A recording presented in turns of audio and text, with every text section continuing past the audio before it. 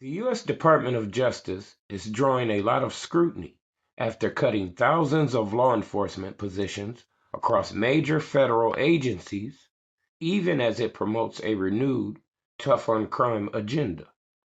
The FBI alone saw its workforce decline by more than 7%, equivalent to a reduction of approximately 2,600 positions. The DEA cut its personnel by about 6%. The Alcohol, Tobacco, Firearm, and Explosives Agency experienced a decline of roughly 14%. The Department of Justice's National Security Division, which handles espionage and terrorism, lost about 38% of its staff. Reuters News obtained the documents under a FOIA request. Administration officials, however, are rejecting that criticism and pointing instead to performance metrics they claim demonstrate progress. At a recent press conference, FBI Director Kash Patel argued that results, not staffing levels, should define success. I can say unequivocally that I never listen to the fake news mafia. And as when they get louder, it just means I'm doing my job.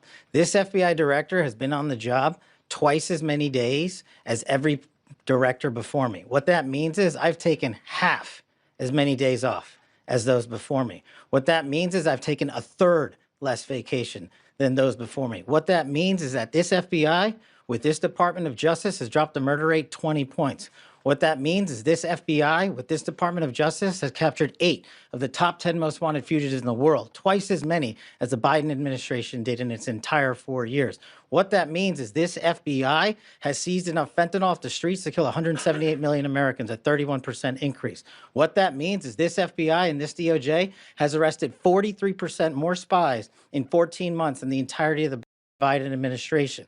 What that means is this FBI has seen a reduction in opiate overdose deaths up to 20% alone. What that means is that we have found 6,300 child victims, 6,300 families have their kids back. That is a 22% increase from the Biden administration. I'm on the job.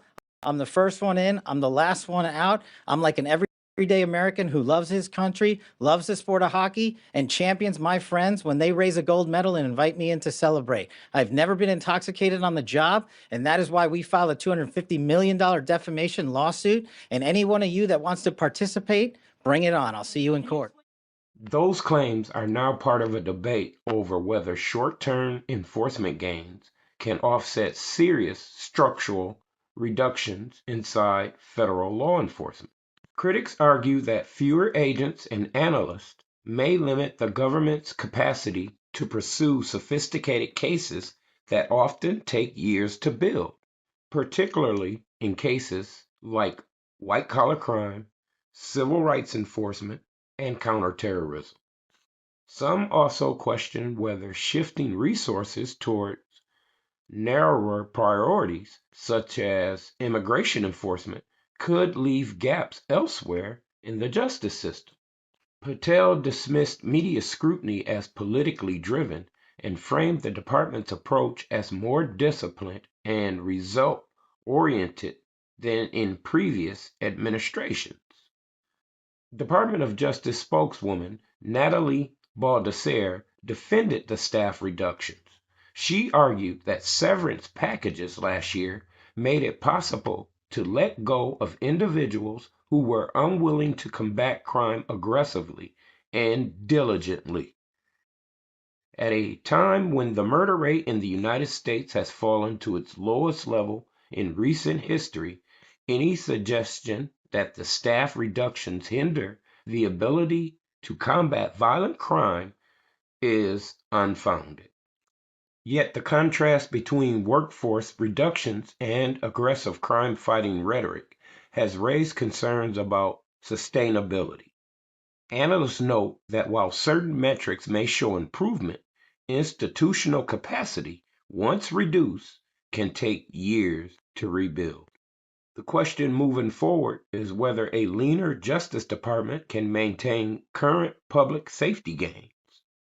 The administration is making a calculated bet that a more targeted, streamlined approach to federal law enforcement can deliver measurable outcomes, even with fewer people on the ground. And that's our report. Thank you for your support. This is the Plug Power Network.